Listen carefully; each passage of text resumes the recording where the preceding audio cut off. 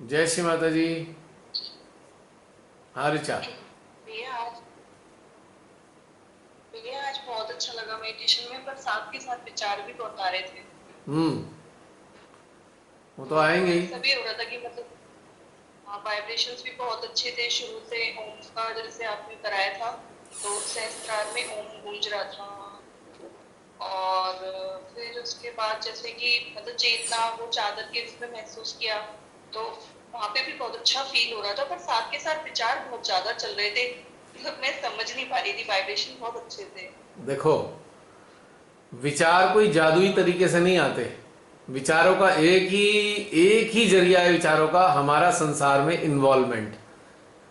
संसार में हम जितना इन्वॉल्व होंगे उतने ज्यादा विचार आएंगे। कोई जादुई तरीके से नहीं आते। जब विचार ज्यादा आए तो हमें मॉनिटर करना चाहिए हम इन्वॉल्व कितने हैं संसार में। बस यही मूल मंत्र है। अपने अंदर और देखेंगे ना मतलब तो आपको समझ में आ जाएगा। हाँ, और सहस्त्रार में ऐसा भी महसूस हो रहा था जैसे कि कुछ सेल्स खुल रहे हैं। मतलब मुझे सुनाई पड़ रहा था सहस्त्रार में कुछ जैसे सेल्स खुलते हैं, और बहुत सूक्ष्म सी आवाज थी वो, मतलब बहुत छोटी, मतलब बहुत थोड़ी थोड़ी थी। हो और सकती है। हृदय में और सहस्त्रार में। देखिए, जब ऊर्जा आती है तो ब्रह्मरंध्र खुलते ही हैं। ऊर्जा जब हमारे अंदर मूव करेगी ना तो ब्रह्मरंध्र ही खुलेंगे। सेंट्रल हाँ। हार्ट जब चलेगा तो ब्रह्मरंध्र खुलेंगे। उसका एहसास होता है कि हाँ भाई खुल रहे हैं। अच्छा। अब आवाज कह लो उसे, या उसके सेंसेशन कह लो, कुछ भी कह सकते हो आप उसे, जैसा समझ में आए। लेकिन खुलते हैं ब्रह्मरंध्र, इसमें कोई शक नहीं है। तो जो भी लोग विचारों जैसे से कि पीड़ित परमपिता हैं। परमेश्वर के, जैसे आपने बोला। क्या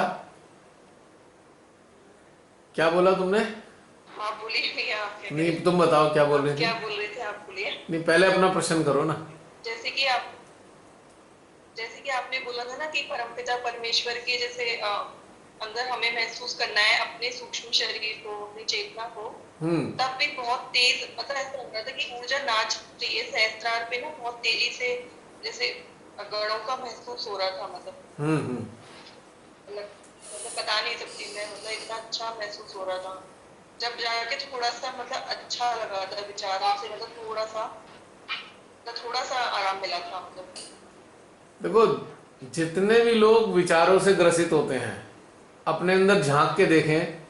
संसार में इन्वॉल्वमेंट मिलेगा जरूरत से ज़्यादा। जितना कम होता जाएगा इन्वॉल्वमेंट, उतना कम विचार आएंगे। इसका सीधा सा एक ही सिद्धांत है। क्योंकि कभी भी कोई जादुई तरीके से विचार नहीं आते। विचार हमारे ही अपनी चेतना और चित्त के इन्वॉल्वमेंट के कारण आते हैं। सही बात है। और कोई वजह नहीं है इसकी। तो आत्मलोकन करना चाहिए अपने अंदर। इंट्रो एनालिसिस करके देखें कि हम किस किस चीज़ में अटके हुए हैं, कहाँ कहाँ अटके हुए हैं। और जब उनमें समाधान आ जाएगा तो फिर ये विचार भी नहीं आएंगे। अच्छा। शून्य अवस्था ये कभी कभार। शून्य अवस्था उन्हीं के अंदर जल्दी से डेवलप हो जाती है जो कहीं अटके नहीं होते, लिप्त नहीं होते। ये बिल्कुल क्लियर कट है। तो इस बहाने हम समझ पाते हैं कि अगर विचार आ रहे हैं तो हमें अंदर पता लगता है कि अभी हम मुक्त नहीं हुए हैं, अभी संसार हमारे को घेरे हुए है। क्योंकि विचार आते ही संसार के हैं और किसी चीज के नहीं आते विचार। अगर परमात्मा के विचार आते हैं तो उन्हें विचार नहीं कहा जाता, वो निर्विचारिता की श्रेणी में होते हैं। विचारिता के लक्षण हैं चार: हानि, लाभ, मान, अपमान। उसके अलावा सब निर्विचारिता। तो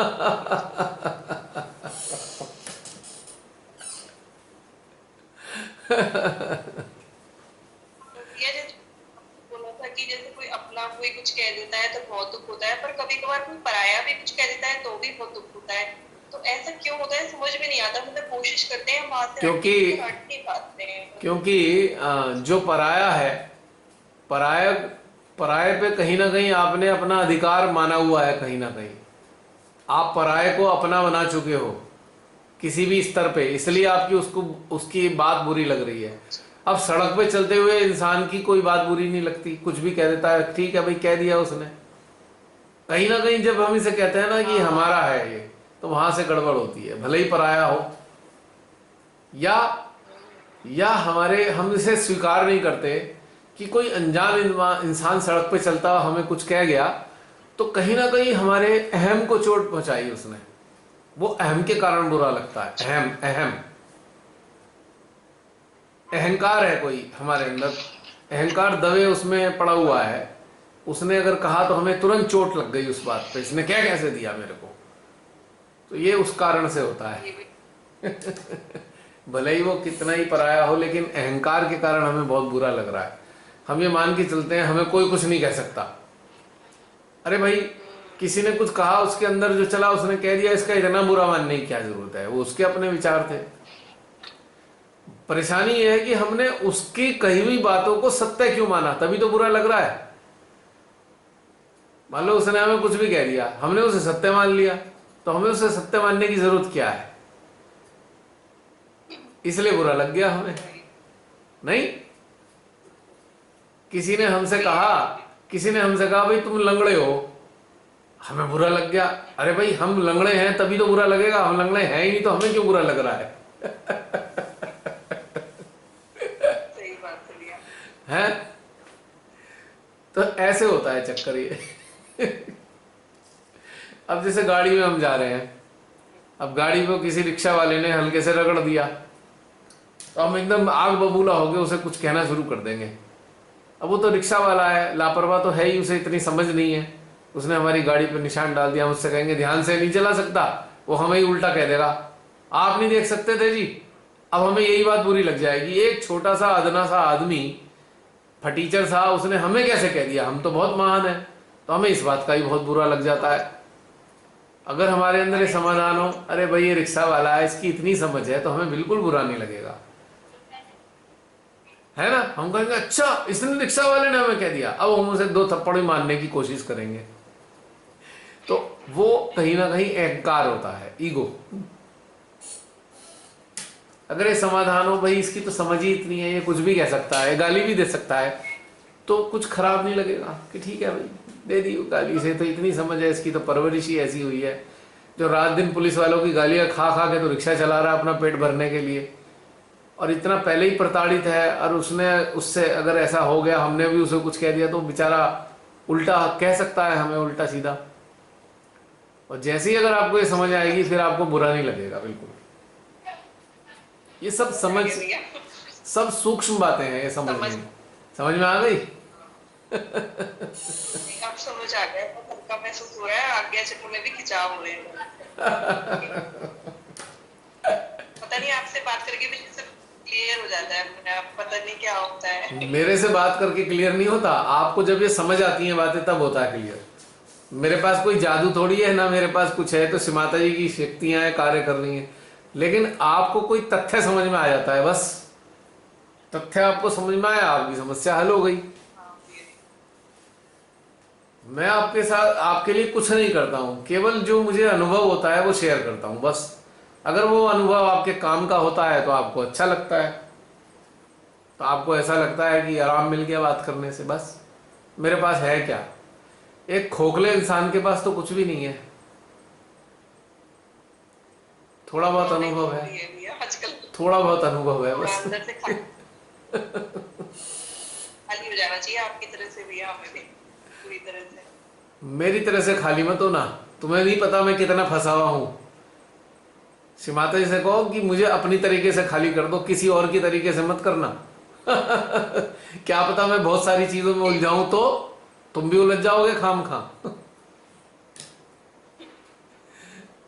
है ऋचा, देखा देखी हमें कुछ नहीं मांगना चाहिए, क्योंकि आप सारी बातें किसी की जानते नहीं हो कि कौन बेचारा कहाँ फंसा हुआ है, कितनी बुरी दुर्दशा में हो सकता है कोई।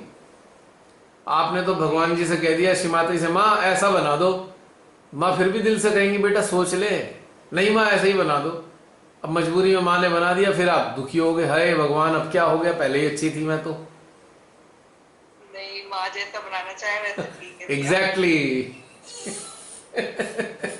शिव माता इसे कहना चाहिए बस यही कि माँ आप जैसा बना चाहो हमें वैसे बनाओ। किसी का उदाहरण लेके मत बोलो, फंस जाओगे बहुत बुरी तरीके से, हाँ क्योंकि हम सारी बातें किसी की नहीं जानते और सारी स्थितियां नहीं सही। जानते। राइट? हाँ भैया सही। है ना? हाँ भैया। चलो कोई बात नहीं। और कुछ है ऋचा? एनीथिंग? नहीं और कुछ नहीं है भैया। अच्छा, और कोई हमारे सहयात्री कुछ कहना चाहते हैं? अभी तो बहुत सारे दिखाई दे रहे हैं।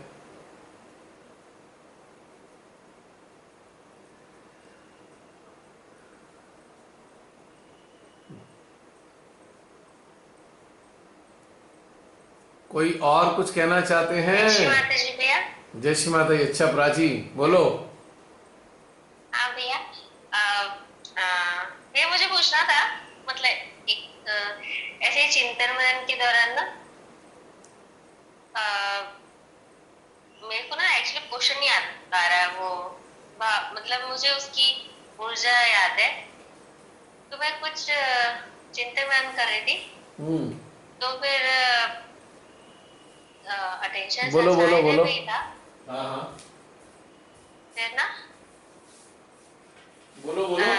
मेरे हंसा चक्र, हाँ तो फिर ना मेरे हंस चक्र की ऊर्जा ना ये अच्छी बढ़ गई उस चिंतन में। तो मैं फिर मैं क्वेश्चन कर रही जा रही थी ना, एक तो मिनट फिर एक मिनट एक उसकी मिनट ऊर्जा और बढ़ती जा रही थी। प्राची एक मिनट रुको, ये बैटरी फिर बंद हो गई। एक मिनट होल्ड करो। अच्छा हाँ आप बोलिए बोलिए बोलिए बोलिए। हाँ तो भैया मैं ऐसे क्वेश्चंस चल रहे थे मन में कुछ, तो फिर ना उस क्वेश्चन के दौरान ना मेरे हंस चक्र की ऊर्जा बहुत अच्छी बढ़ गई, वो अच्छी बढ़ गई। फिर वो क्वेश्चन फिर आगे आगे बढ़ने लगे ना, तभी से फिर ऐसा लग रहा था कि मानो उसका आंसर मतलब हंसा चक्र से आ रहा है, कि वो उसकी ऊर्जा और बढ़ रही थी, मतलब ऐसे 2-3 क्वेश्चंस के बाद भी।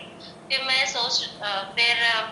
फिर मुझे लग रहा था कि आंसर क्या, मतलब अगर आप क्वेश्चंस करो तो इधर से भी आते हैं, मतलब उसकी ऊर्जा से भी, मतलब मैं उसको कैसे डिकोड कर। देखो एक सिंपल सी चीज समझो, जिस केंद्र पर, अच्छा प्रश्न है तुम्हारा, ये सबके लिए बहुत काम का है, बहुत अच्छा प्रश्न किया है। हमारी कोई भी अंदर चिंतन चलता है, तो जो चिंतन चलता है वो हमारे किसी ना किसी चक्र से संबंधित जरूर होता है। संसार जो है, संसार की ढेर सारी चीजें हैं, उनका संबंध हमारे किसी ना किसी चक्र से अवश्य है। ठीक? और जब हमारे कोई चिंतन चलते पर किसी पर्टिकुलर चक्र पर ऊर्जा बढ़ जाए, तो इसका ये समझना चाहिए मतलब कि जो चिंतन हमारा चल रहा था वो चिंतन हमारा सार्थक हुआ, और जो उसके देवता हैं वो अपनी सहमति इसमें दे रहे हैं, हमारे चिंतन में अपनी सहमति दे रहे हैं, इसलिए ऊर्जा बढ़ रही है। बड़ी सुंदर बात है समझने के लिए, अगर कोई समझे। दुनिया भर की चीजें आपके चिंतन में आती हैं, कभी किसी चीज से संबंधित चिंतन होता है, कभी धन से संबंधित है चिंतन, कभी घर के संबंधित है, कभी भावनाओं से संबंधित है। तो अनेकों प्रकार के चिंतन हमारे अंदर चलते हैं। तो हमें हमेशा अलर्ट रहकर ये देखना चाहिए कि जो भी हमारा चिंतन चल रहा है उसकी प्रतिक्रिया हमारे कौन कौन से चक्रों पर किस किस रूप में हो रही है। नकारात्मक रूप में हो रही है कि सकारात्मक रूप में हो रही है। अगर नकारात्मक रूप में आ रही है, यानी कि हीट बढ़ गई हमारे किसी चिंतन से, किसी खास चक्र में हीट बढ़ गई, तो इसका मतलब कहीं ना कहीं उस वाली बात से वो हमारे देवता प्रसन्न नहीं है, या असहमति दिखा रहे हैं, वो डिनायल में है, वो डिनायल है उनका वो। और किसी चिंतन से ऊर्जा बढ़ गई तो यानी कि वो एक्सेप्टेंस में आ रहे हैं, हाँ ठीक है, ये रिकमेंड कर रहे हैं, वो रिकमेंडेशन आ रही है उनकी एनर्जी के फॉर्म में। सिंपल है समझना, बस गौर करना पड़ेगा, फोकस करना पड़ेगा अपने अंदर। अब जो तुम्हारे अंदर चिंतन चला, तो हमसा स्वामिनी ने अपनी सहायता करी, आपकी हमसा स्वामी ने, कि हाँ भाई ये ठीक है, यानी कि विवेकशील बात हो गई चिंतन में, विवेकशील आपने एक चिंतन में धारण की बात, तो उन्होंने अपनी सहमति जता दी, ऊर्जा बढ़ाकर। So this is very beautiful. अगर बारीकी से ये हम अनुभव करते रहें तो हम बहुत कुछ अपने इन संवेदनाओं से ही सीख जाएंगे, बहुत विश्वास हमारा बढ़ जाएगा और अपने आप को हम जानना शुरू कर देंगे। अब जिसे हम कहते हैं ना अपने को जानना, अपने को जानने का मतलब यही तो है, अपने यंत्र में घटनाक्रम क्या चल रहा है, उसकी प्रतिक्रिया किस प्रकार से आ रही हैं, इससे हमें पता लग जाता है तुरंत। तो इस पर ही फोकस करना चाहिए, तब हम अपने आप को जानने वाली अवस्था में आना शुरू कर देंगे। जैसे जीसस ने कहा ना, श्री माता जी ने बताया कि नो योर सेल्फ, अपने को जानो। तो अपने को जानने का मतलब ही यही है, जो सूक्ष्म संवेदनाएं हैं, कौन कौन से केंद्र पे किस किस प्रकार से, कितनी आवृत्ति में, कितने घनत्व में, यानी कि इंटेंसिटी में, फ्रीक्वेंसी में आ रही हैं, और आपकी हर सोच पे घट रही है या बढ़ रही है।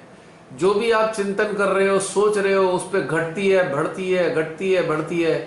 अगर आप सोचो के रिफ्लेक्सेस को देखना शुरू कर दो, सारा ज्ञान हो जाएगा आपको, बैठे बैठे ही खुद ही ज्ञान हो जाएगा सारी चीजों का। ये ब्यूटीफुल चीज होती है। तो तुमने बहुत अच्छा प्रश्न किया, और बाकी सब लोग जो यहाँ सुन रहे हैं और जो 4.5 महीने बाद ये वाली बातें सुनेंगे, तो आप सबसे भी भविष्य के जो दृष्टा हैं, भविष्य के जो दर्शक हैं, या भविष्य के जो इस वर्कशॉप के साथ अपने आप को जोड़ने वाले हैं, उन सब से भी मेरा यही कहना है कि जो भी आप सोचते हैं, उनकी प्रतिक्रियाओं को अपने ऊर्जा के केंद्रों पर जरूर देखें कि ऊर्जा केंद्र किस किस प्रकार से प्रतिक्रिया दे रहे हैं। तो आपका ज्ञान, आपकी बातों की प्रामाणिकता, आपकी बातों की सत्यता या असत्यता, इन संवेगों से पता लगती रहेगी, डिकोडिंग होती चली जाएगी। ये डिकोडिंग बहुत इंटरेस्टिंग होती है। और इतना मैं अवश्य कहना चाहता हूं, इस मार्ग में अच्छी अवस्था में केवल वही लोग आएंगे जो इन सूक्ष्म चीजों पर निगाह रखेंगे। इसी से गहनता में वृद्धि होती है। बहुत से लोग ध्यान में उतरते हैं, बड़े बड़े चमत्कारों की आशा लगाकर बैठ जाते हैं कि बड़ा चमत्कार अचानक से हो जाएगा, माँ अचानक से प्रकट हो जाएंगी, माँ अचानक से हमें प्रकट होकर बता देंगी बेटा ऐसे ऐसे। नहीं, माँ तो ऐसे ही संवेगों के जरिए प्रकट होती रहती हैं, सैकड़ों बार प्रकट होती हैं हमारे सूक्ष्म यंत्र में, पर हम ही नहीं जान पाते कि माँ प्रकट हो रही हैं। क्योंकि हमारी चेतना हमारे मन की बातों से आच्छादित होती है और हट ही नहीं पाती चेतना मन से। मन के चंगुल में फंसी रहती है चेतना। अगर ये फंसी रहती है तो हम ये जान ही नहीं पाते कि सूक्ष्म यंत्र पर, जो अलग अलग केंद्रों पर जो माँ बार बार किसी न किसी बात पर प्रकट हो रही हैं, उसका मतलब क्या है। या उधर ध्यान ही नहीं होता माँ पे कि ये माँ ही तो है, जो ऊर्जा घट बढ़ रही है, ये माँ की उपस्थिति तो है। कभी हमसा पे उपस्थिति माँ की, कभी स्वादिष्ठान पे माँ की उपस्थिति। यही तो ब्यूटीफुल बात है समझने की। कई साल पहले, मतलब 20 साल से बहुत सारे साधक साधिकाओं से हमारा सदा ये कहना है, सदा से कहता आ रहा हूं मैं ये बात, कि जिन केंद्रों पर ऊर्जा बढ़ती हुई नजर आए वहीं पर ही चिपक जाओ, हटो मत वहां से। क्योंकि साक्षात माँ उपस्थित हैं उन केंद्रों पे, उनके साथ ही बने रहो, बहुत कुछ प्राप्त हो जाएगा। 20 साल से कहता आ रहा हूं मैं ये बात। चूंकि बहुत से हम में से लोग अपने मन की बातों में इतना इन्वॉल्व हो जाते हैं कि वो माँ की उपस्थिति को भी नकार देते हैं या इग्नोर कर देते हैं या समझ नहीं पाते। अभी जो हमसा में हो रहा था तुम्हारे, ये माँ ही तो उपस्थित थी हमसा स्वामी के रूप में। कभी माँ कृष्ण के रूप में विशुद्धि में उपस्थित होती हैं, तो कभी माँ जगदम्बे के रूप में मध्य हृदय में होती हैं, तो कभी शिव के रूप में लेफ्ट हार्ट में होती हैं, कभी श्री विष्णु बनकर नाभि में होती हैं। ये माँ ही तो होती हैं, और कौन है? उनका ही तो है सारा सिस्टम, ये उन्हीं का तो नेटवर्क है ये। बस इस नेटवर्क को डिकोडिंग करनी सीख जाओ, ज्ञान हो जाएगा, हर चीज का ज्ञान होगा, हर बात का ज्ञान होगा। यही तो हम चाहते हैं कि आप सब लोग इस चीज में पारंगत हो जाएं, ताकि श्री माता जी प्रसन्न हो कि हाँ ये हैं मेरे बच्चे जो मैं चाहती थी ऐसा बनाना। इन्हें ऐसे ही तो बनाना चाहती थी कि जब मैं इनसे सूक्ष्म अवस्था में बहुत कुछ कहना चाहूं तो मेरी फट बातें समझ लें। यही तो बात है। क्लियर हो गया पॉइंट? है प्राची? जी भैया। मुझे आज तक इतनी इंटरेस्टिंग कोई चीज नहीं लगी दुनिया में जितना इंटरेस्टिंग ये ध्यान है। और ध्यान में बहुत सारी चीजें अनुभव करने की हैं, इससे ज्यादा कोई ब्यूटीफुल चीज है ही नहीं। इतना मजा आता है ना इसमें, इतनी सारी चीजें जानने को मजा आता है। अंदर अंदर अंदर कितनी सारी चीजें चलती रहती हैं। और खुशी की बात यह है कि मेरे को बांटने का भी अवसर मिल जाता है आप सब लोगों के बीच में। अगर इतनी सारी चीजें पता लगती रहे और बांटने का मौका ना हो तो भी तो बेकार है। अब इतनी सारी चीजें रख के अपने पास करूंगा भी क्या? बटने के लिए आ रही हैं तो बटनी तो चाहिए ना।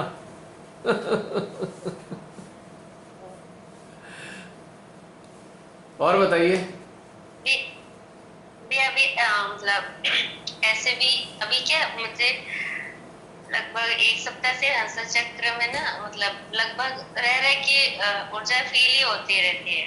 मैं कुछ बुक मतलब मैं बीच बीच में आध्यात्मिक बुक कुछ पढ़ते रहती हूँ, तो उस बुक को पढ़ते पढ़ते ही मेरा हंस चक्र बहुत एक्टिव हो जाता है। मतलब क्या वो उस बुक में लिखी हुई चीजें हैं कि उसका सार है जो मैं अब तुम उसको सरल भाषा में ये कहना चाहता हूं, मैं तुम्हारी बात समझ गया। मैं जो आप पढ़ते हो उसमें आपकी चेतना इन्वॉल्व हो जाती है, और जब वो चेतना इन्वॉल्व होती है और यदि वो बात सत्य होती है तो आपका हमसा रिकमेंडेशन देता है, yes it is true, yes it is true, yes it is true. ये है कहानी। ये बहुत अच्छी बात है। अगर कोई इंसान अगर कोई किताब पढ़े तो पूरा सजग होकर पढ़े, सजग होकर कि जो हरूफ जो शब्द मैं पढ़ रहा हूं उसके रिफ्लेक्सेस मेरे सिस्टम पे कैसे आ रहे हैं। तो एक आश्चर्यजनक बात मैं आपको बता रहा हूं, जो ऊंचे दर्जे की चीजें उसमें लिखी होंगी ना, वो सारा ज्ञान आपके अंदर उतर जाएगा अगर आप सजग होकर उसके रिफ्लेक्सेस को महसूस करते हुए लेंगे। भले ही आपको समझ ना आए कुछ, पर आप रिफ्लेक्सेस पे गौर करना। आप उस किताब पढ़ते हुए रिफ्लेक्सेस को एक्नॉलेज करते चलना, आपको पूरी किताब का ज्ञान आपके अंदर आत्मसात हो जाएगा। इंटरेस्टिंग बात, टाइम बर्बाद नहीं करना पड़ेगा, आपको दोबारा नहीं पढ़ना पड़ेगा उसमें क्या लिखा था, वो आपके अंदर उतर गया। हाँ मतलब वैसे ही होता है। मतलब वो बुक मैं शुरू करती हूँ खत्म करती हूँ तो पूरा आत्मसात हो जाए रहता है। और एक चमत्कारिक रास्ता बताऊं, सब लोग अजमा के देखना, सब लोग अजमाना। कोई भी ऐसी किताब जो अच्छे स्तर की किताबें होती हैं, जैसे गीता है, बाइबल है, रामचरितमानस है, कुरान पाक है, इस स्तर की किताबें आपने कभी ना पढ़ी हो। ध्यान से सुनना मैं क्या कहने वाला हूं। कभी नहीं पढ़ी कोई किताब आपने। आप 5-10 मिनट के लिए डेली उस किताब पर अपना चित्त फोकस करो, पढ़ो मत, चित्त बिल्कुल फोकस करो और उस किताब की ऊर्जा को आत्मसात करो। 5-10 मिनट 20 मिनट के लिए प्रयोग करके देखो, बहुत ब्यूटीफुल चीज है। तो आप उस पर फोकस करो, उसके रिफ्लेक्सेस फील करो। उस किताब के अंदर जो भी चीज है आपको मालूम नहीं है, लेकिन आपने किताब पे फोकस करना है और ये देखना है कि इस किताब के रिफ्लेक्सेस किस प्रकार से आ रहे हैं, ऊर्जा में कहाँ कहाँ आ रहे हैं, कौन कौन से केंद्रों पे इसके रिफ्लेक्सेस आ रहे हैं, बिना पढ़े। और 10-15 दिन तक लगातार ऐसे करो, पढ़ो मत उसे, ठीक है। 15 दिन के बाद आप उसे पढ़ना शुरू करो तो आप हैरान रह जाओगे, वो जो किताब में था वो आपके अंदर पहले ही आ चुका है। अब वो किताब समझ में आ जाएगी आपको। मतलब आपको हैरानी होगी, अरे ये वाली चीज तो मेरे अंदर है, और वो किताब से आपकी टैली होनी शुरू हो जाएगी। यानी कि ब्यूटीफुल तरीके से आपने किताब पे खाली चित्त रखा है और चित्त ने, एनलाइटेंड चित्त के पास वो शक्ति है, उसकी किताब की सारी सत्यता को, सारी सत्य बातों को आपके अंदर उतार दिया उसने पहले ही, पढ़ने से पहले ही। आपको शब्द नहीं पता किताब में क्या लिखे हैं, लेकिन किताब का निचोड़ आपके अंदर आ गया, जिसे बोलते हैं ना निचोड़, वो आपके अंदर आ चुका है बिना पढ़े। इंटरेस्टिंग बात है ये प्रयोग मैं बहुत कर चुका, पहले ही बहुत प्रयोग किए मैंने। अब मेरे पास पढ़ने का तो टाइम होता नहीं था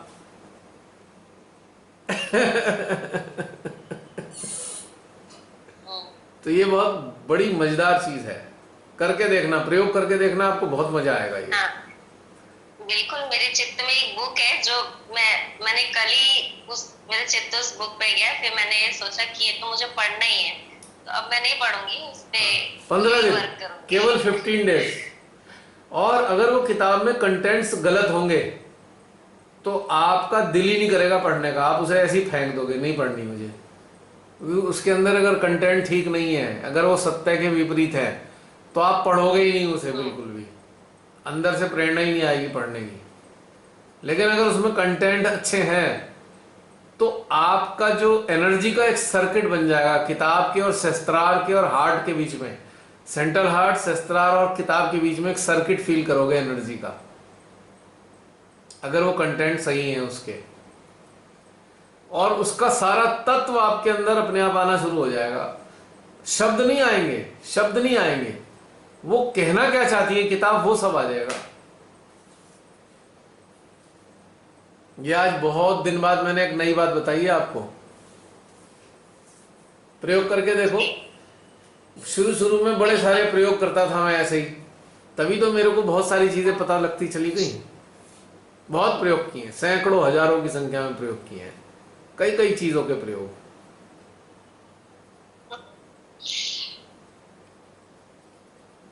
चलो एक इंटरेस्टिंग बात करते हैं, एक इंटरेस्टिंग बात। आप सब यहां मौजूद हैं, सब लोग एक प्रयोग करेंगे। प्राची, जो तुम किताब तुम्हारे जहन में है, नाम मत बताओ हमें उसका, हमें कोई नाम नहीं जानना। अच्छा। आप पूरा उस किताब पे फोकस करो, अटेंशन, ठीक है? पूरा अटेंशन उस किताब पे फोकस करो, आंख बंद कर लो ताकि बिल्कुल केंद्रित हो जाए आपका अटेंशन किताब के ऊपर।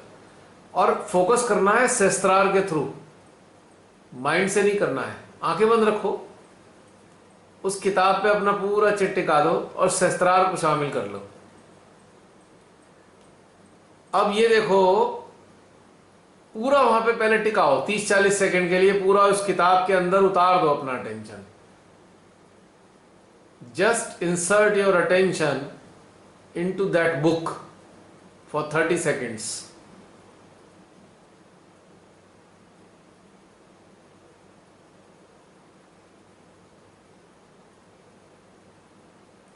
अब ये देखो उस किताब से कहां कहां पे आ रहा है, कौन कौन से चक्रों पे तीव्र ऊर्जा आनी शुरू हो रही है।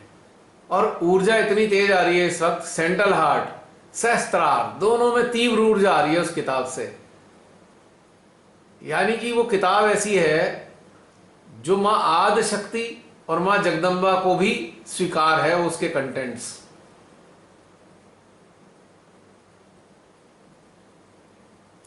ऊर्जा कितना खिंचाव बढ़ रही है सेंट्रल हार्ट में, ये दो जगह ज्यादा ऊर्जा आ रही है, सहस्त्रार और सेंट्रल हार्ट में ज्यादा ऊर्जा है।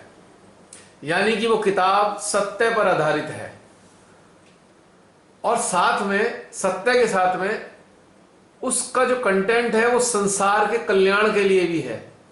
क्योंकि सेंट्रल हार्ट में ऊर्जा का बढ़ने का मतलब है सेंट्रल हार्ट की जो माँ है यानी कि माँ जगदम्बा, वो मनुष्यों के कल्याण के लिए ही उन्होंने अवतार लिया। तो वो जो कंटेंट है वो मानव कल्याण के कंटेंट हैं और सहस्त्रार ये बता रहा है वो सत्य है। तो दो चीजें समझ में आ गई इस किताब की।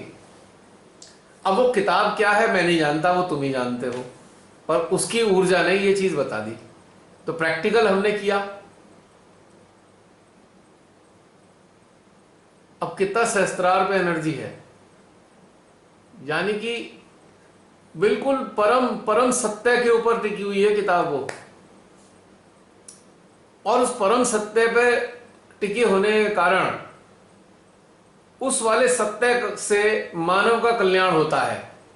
ये दो चीजें साथ साथ मैच कर रही हैं, मानव कल्याण के लिए भी है वो चीजें, तभी मां जगदम्बा प्रसन्न हो रही हैं।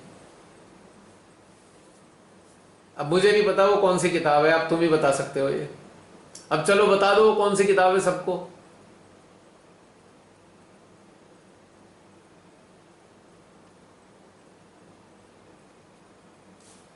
आवाज कहां गई? I can not here your voice. अच्छा हाँ ठीक है।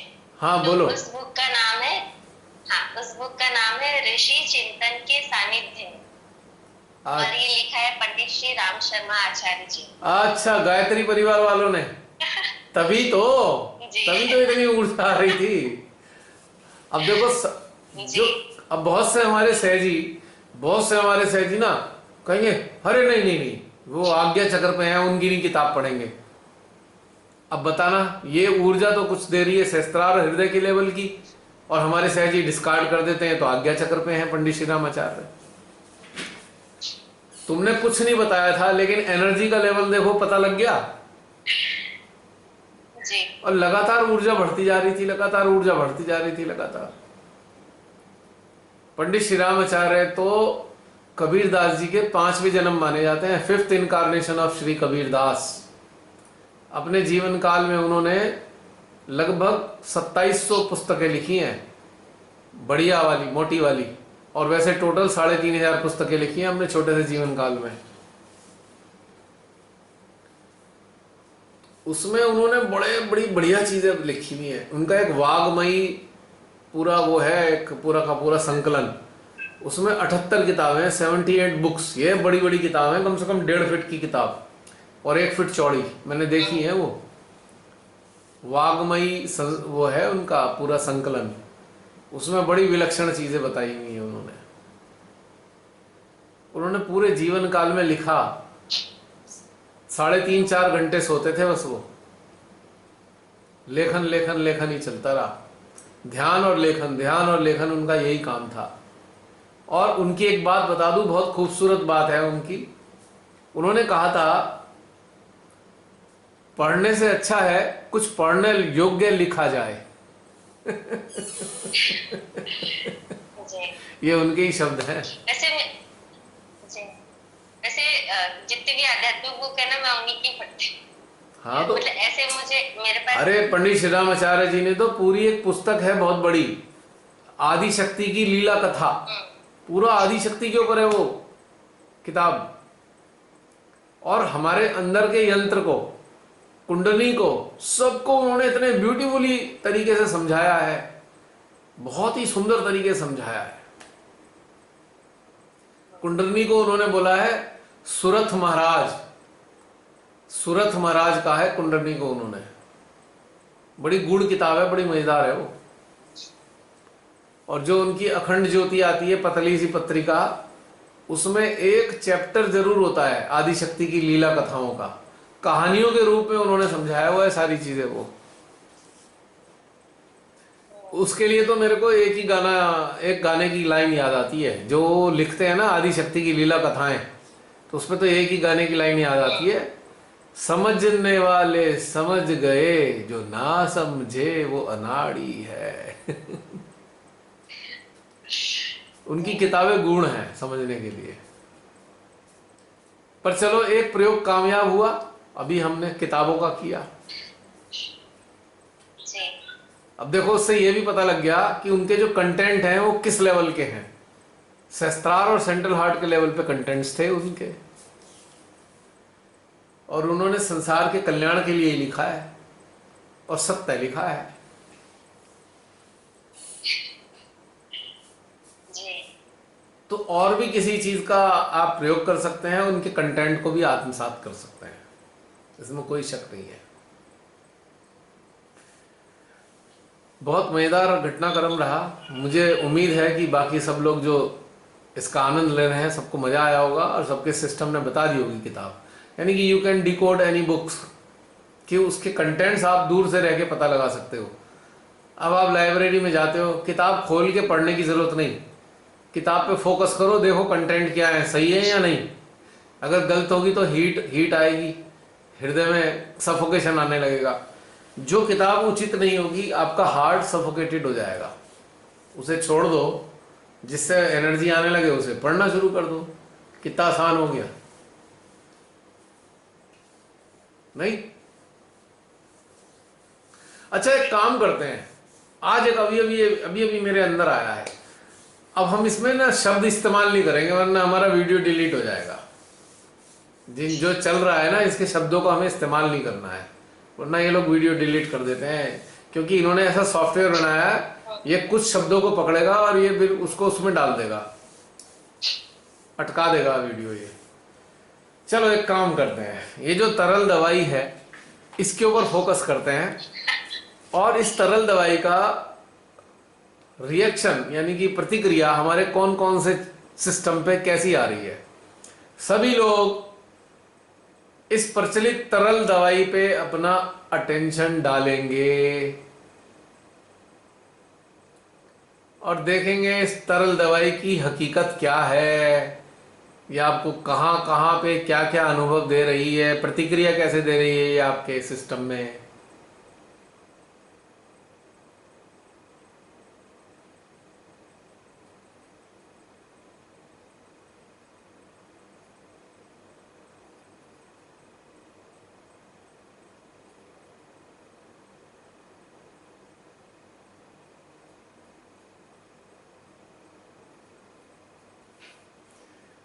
बताइए,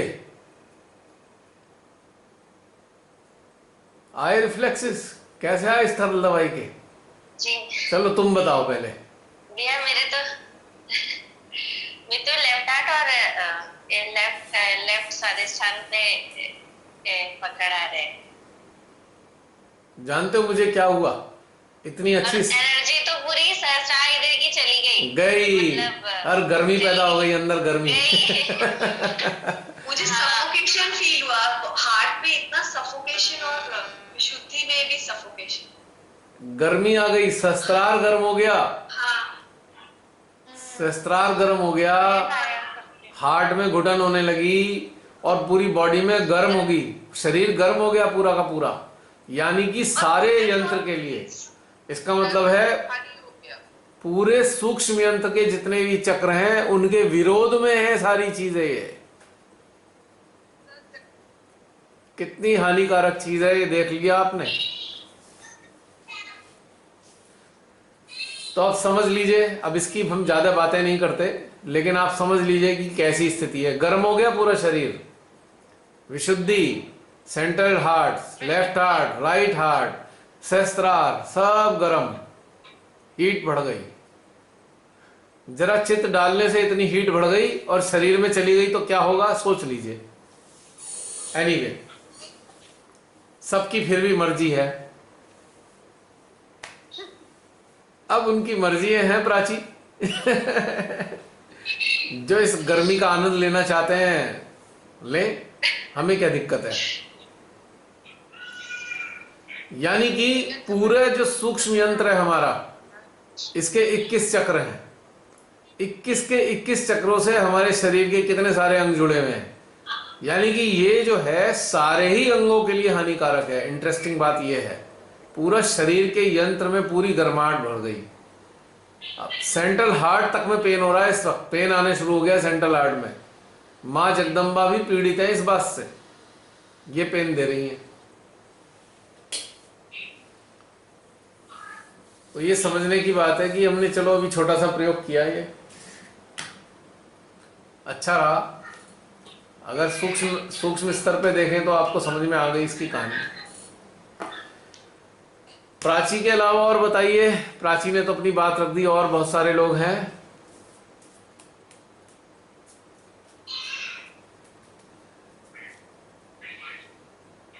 कोई और बात करना चाहता है? जी गीता बहन, जय श्री माता जी, बोलिए बोलिए। अभी आपने बहुत अच्छा, हाँ, आवाज आ रही है? आ रही है, थोड़ी हल्की है, बोलिए। आवाज आ रही है, आ रही है। अच्छा, हाँ जी, अब सही है? हाँ हाँ जी, हाँ, हाँ जी। अभी आपने जैसे कराया तो पता चला कि एकदम से बॉडी में हीट भी बढ़ी, मतलब जो भी आप कराते जा रहे थे सिस्टम बता रहा था। और जैसे आज का आपने ध्यान भी कराया, माने 2 दिन पहले यही गैलेक्सी वाला ध्यान कराया था, बहुत अच्छा अनुभव रहा। और आप ये पिछले दो तीन सेशन से पहले आपने एक बताया था कि एनर्जी बढ़ नहीं रही, ऊपर की ऊपर की तरफ नहीं जा रही। वैसी चेतना में आया था कि आपको कैसे पता चलता है कि एनर्जी ऊपर की तरफ नहीं जा रही। तो माँ ने उसका भी अनुभव करवाया माँ ने। जैसे मॉर्निंग मेडिटेशन किया जी, मेडिटेशन के बाद किसी मतलब ग्रुप से बाहर निकलने के बाद एक दूसरे सहजी बहन से बात हुई तो एकदम से एनर्जी का लेवल बढ़ गया। और ये मैंने 2-3 दिन लगातार ट्राई किया। तो पता चला, मतलब जैसे ग्रुप सामूहिकता की एनर्जी का लेवल का और दूसरे के लेवल का पहले मतलब पता तो चलता था लेकिन अनुभव नहीं होता था। जैसे ऐसे पता चलता था अच्छा लगा या नहीं, या ध्यान नहीं लग रहा, विचार आ रहे हैं। लेकिन अब एनर्जी के लेवल पे पता चला तो बड़ा अच्छा लगा, सुन के बड़ा आनंद आया। चेतना का लेवल बढ़ा इस तरह से। तो माँ ने बहुत सुंदर अनुभव कराया। देखिए इसमें एक ब्यूटीफुल बात मेरे अंदर अभी आई है आपकी बात सुन के। इसमें एक ट्विस्ट है इस बात में। हम देखते हैं कि किसी से बात करके या किसी ग्रुप में बात करके हमारा एनर्जी का लेवल बढ़ गया। एक ट्विस्ट है इसमें। एक ट्विस्ट ये है, जो पूरा जो ग्रुप है उस ग्रुप का मेन फोकस कहां पे है, मेन फोकस कहां पर है, वो किस लेवल का है मेन फोकस। मान लीजिए पूरे ग्रुप का जो मेन फोकस है, पूरे मेन ग्रुप का जो फोकस है नाभि है, नाभि। आप ध्यान से सुनिएगा मेरी बात, सभी लोग ध्यान से सुने। यानी कि एक पूरा ग्रुप नाभि के स्तर पे है। यानी कि नाभि के स्तर पे होने का मतलब यह है कि ग्रुप को शांति महसूस होती है, आत्म संतोष महसूस होता है। ध्यान में उतरने पर ग्रुप को आत्म संतोष का अनुभव होता है, सेटिस्फेक्शन फील होता है, या क्या कहना चाहिए कि अपने सांसारिक जीवन में संतुष्टि है उन्हें। तो ये जो उसका ज्यादा प्रभाव है, मान लीजिए किसी ग्रुप में इस चीज का ज्यादा प्रभाव है। एक हमारी 50 लोगों की सामूहिकता है मान लो, और 50 लोगों की सामूहिकता संसारिक चीजों से बड़ी संतुष्ट है, ठीक है। और हमारा भी जो मेन अवेयरनेस है हमारी, वो भी नाभि के स्तर पे है। यानी कि हम कहते हैं भाई संसार में सब ठीक है, जो भगवान ने दिया है अच्छा दिया है। जिस स्तर पे हम होंगे और उसी स्तर पे ग्रुप होगा तो हमें एनर्जी बढ़ती हुई महसूस होगी। यानी कि जिस स्तर पे हम हैं उसी स्तर की हमें अगर चीज मिल रही है तो हमें एनर्जी बढ़ती हुई महसूस होगी। लेकिन किस स्तर की एनर्जी बढ़ती महसूस होगी? नाभि के स्तर की, नाभि के लेवल की। ठीक है। एक दूसरा ग्रुप है, वो ग्रुप जो है परमेश्वरी की शक्तियों में बहुत विश्वास करता है। वो पूरा ग्रुप शक्ति का उपासक है, शक्ति की आराधना करता है, या भगवती का ही उपासक है पूरा का पूरा ग्रुप। या ये कहे कि ग्रुप के जो ज्यादातर सदस्य हैं भगवती माँ के भक्त हैं। तो आपका जो लेवल होगा, और आप भी ऐसी स्थिति में हो कि आपको शक्ति बहुत पसंद है, तो उस स्तर पे आपकी ऊर्जा बढ़ती चली जाएगी हृदय के स्तर वाली। यानी कि एक्नॉलेजमेंट हो रहा है कि हाँ, हृदय पे हम हैं, हम लोग हृदय के स्तर पे मौजूद हैं, हम लोग पक्के तौर से हम जगदम्बा माँ के उपासक हैं। तो उस स्तर में भी ग्रुप पर आपका अटेंशन गया तो ऊर्जा आपके हृदय में बढ़ेगी और आपको लगेगा अचानक पहले से ज्यादा एनर्जी हो गई। तो एनर्जी हर स्तर के ग्रुप के साथ बढ़ेगी। जिस स्तर का ग्रुप होगा उस स्तर के लेवल पे एनर्जी हमारी बढ़ेगी, लेकिन उसको हमें आइडेंटिफाई करना होगा कि हम किस स्थिति में हैं, हमारा स्तर क्या है। हम ज्ञान से संतुष्ट हैं, हम अपने कर्म से संतुष्ट हैं, हम अपने संसार से संतुष्ट हैं, या हम अपनी साधना से संतुष्ट हैं। अब संतुष्टि के भी कितने सारे पहलू हो गए। तो यदि हमारा फोकस संतुष्टि पर है कि हम संतुष्टि के सीकर हैं, हम चाहते हैं भाई हमें संतुष्टि रहे बस, तो हमारा लेवल आएगा संतुष्टि वाला। यानी कि हमारे को ऐसे लोग ज्यादा अच्छे लगेंगे जो इस स्तर पे संतुष्ट रहना चाहते हैं। हमारे को उनके साथ बातचीत करके ज्यादा मजा आएगा। अगर ऐसी अवस्था में कुछ लोग संतुष्टि वाले हैं जो संसार में संतुष्टि खोज रहे थे, उन्हें संसार में संतुष्टि मिल गई, और एक उनके साथ में संपर्क में आए ऐसे लोग जो साक्षी भाव में रहने वाले लोग हैं।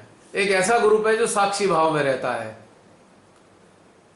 तो यहां पे जो एनर्जी बढ़ेगी वो आपको एनर्जी भ्रमित करेगी,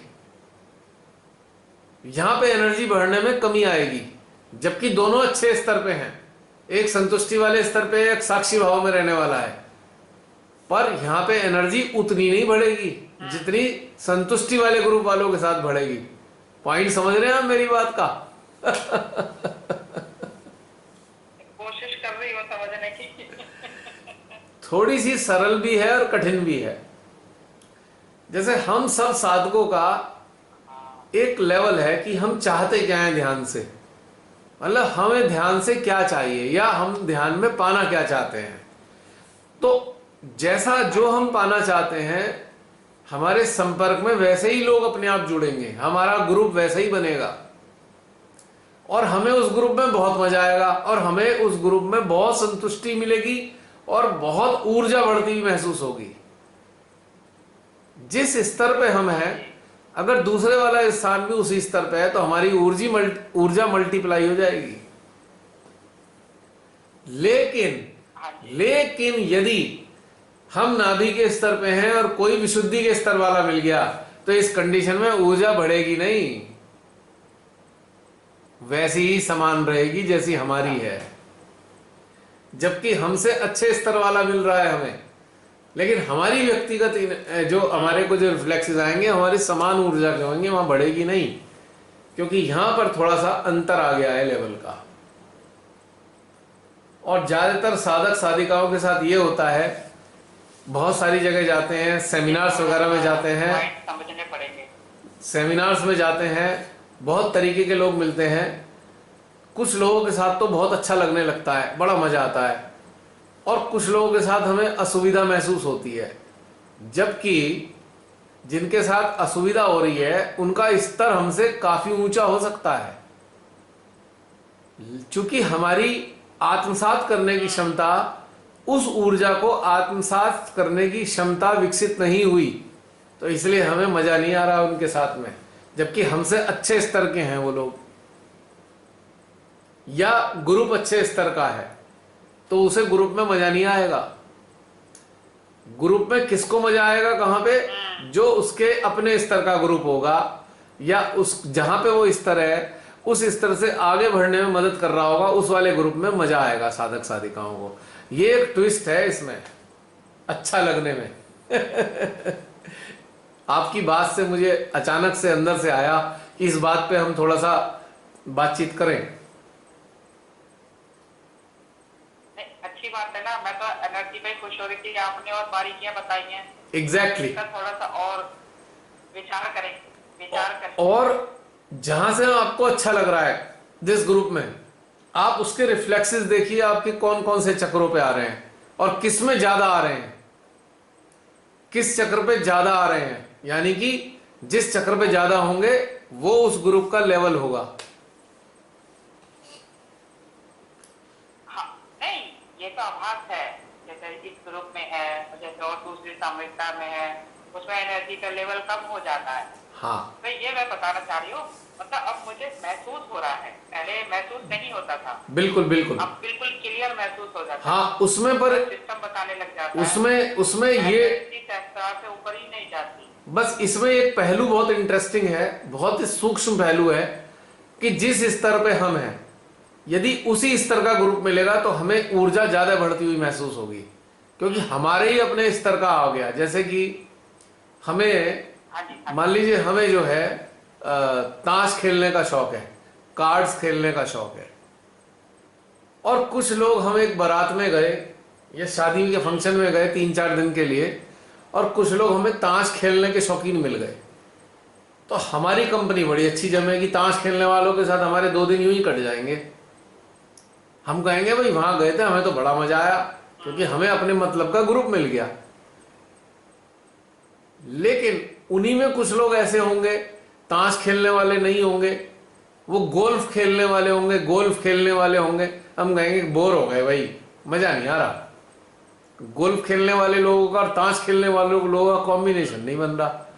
तो इसी प्रकार से, इसी तर्ज पर जो हमारा अपना स्तर होता है, यानी कि हर इंसान के एक खास चक्र का एक लेवल होता है, उसकी चेतना उस वाले चक्र तक ज्यादा फर्टाइल होती है, ज्यादा विकसित होती है।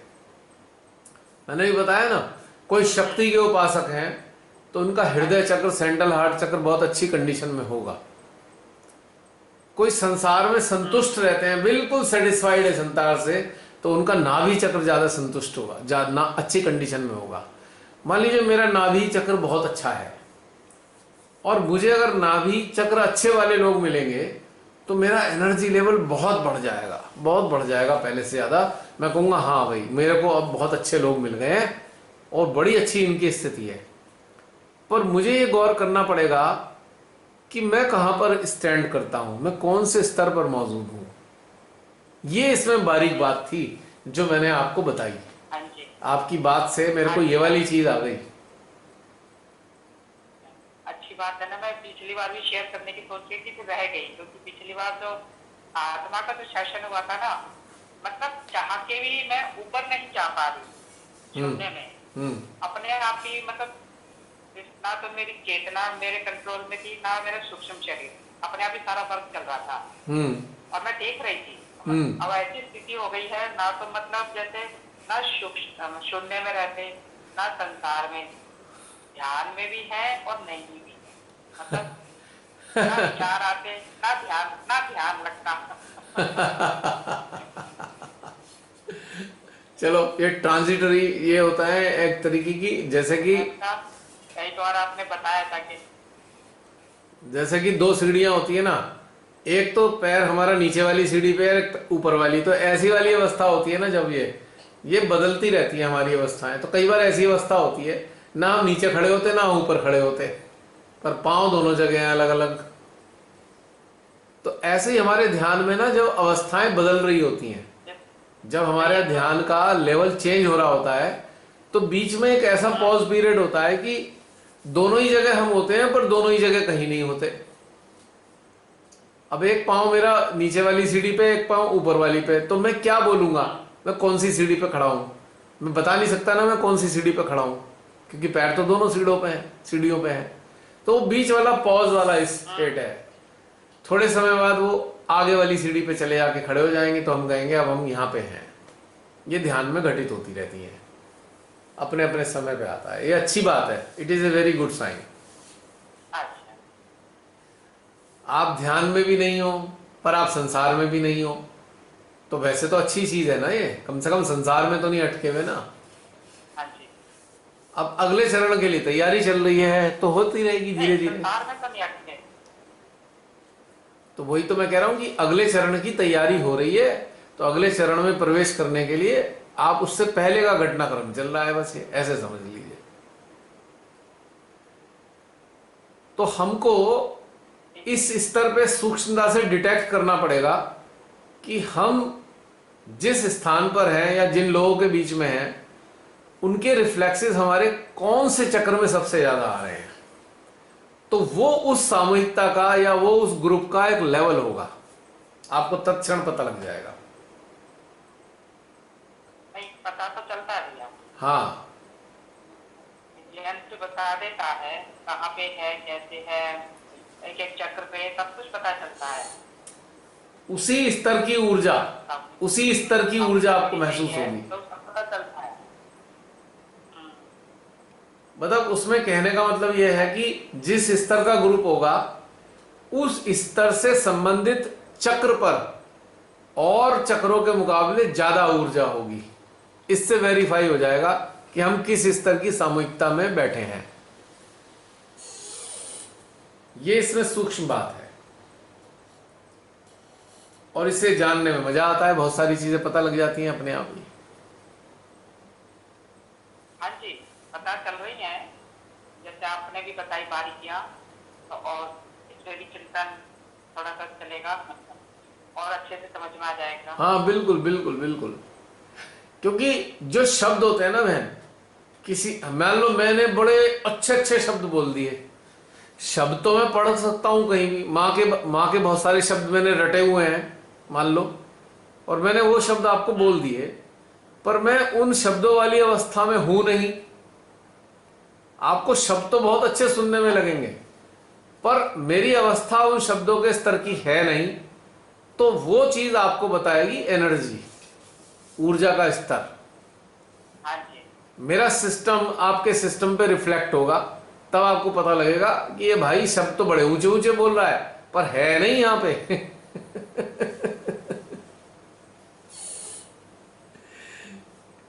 यानी कि मैं बात तो कर रहा हूं सदाशिव की और भोलेनाथ जी की, और ऊर्जा आ रही है नाभि से, तो पता लगा मेरा स्तर नाभि तक का है, भले ही शब्द में सहस्त्रार और सदाशिव की बात कर रहा हूं। इससे हमें दूसरे का पता लग जाता है कि कौन सा आदमी कहां पर बैठा है।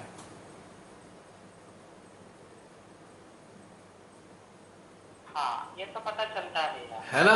ये तो माँ की कृपा से पूरा सिस्टम बताता है।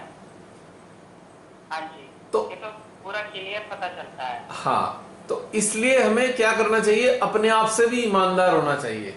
मान लो मैं अपने लिए कहूं कि मुझे अपनी इतनी ईमानदारी रखनी चाहिए कि यदि मैं पार ब्रह्म वाले स्थान को स्पर्श नहीं कर रहा तो मुझे उस स्थान का वर्णन नहीं करना चाहिए, वर्णन नहीं करना चाहिए मुझे उस स्थान का, हाँ, क्योंकि मैं वहां स्थित नहीं हूं। ऐसा करने पर बिल्कुल। मेरे शब्द आपको भले ही कितने अच्छे लगते रहे पर आपको मजा नहीं आएगा, ऊर्जा नहीं होगी उसमें।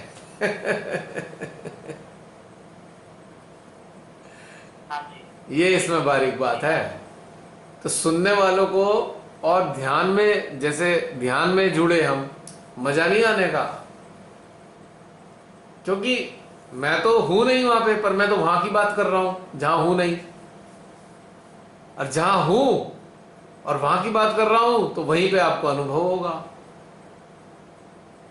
तो ये वाली चीजें जो हैं आप वेरीफाई कर सकते हो आसानी से, क्योंकि बहुत बार ये सब देखना हुआ मेरे को, पता लगा हो तो इतना सफोकेशन रहा है और कराने वाला लगातार कराए जा रहा है, कराए जा रहा है, और सफोकेशन बढ़ रहा है अंदर, मजा तो आ नहीं रहा।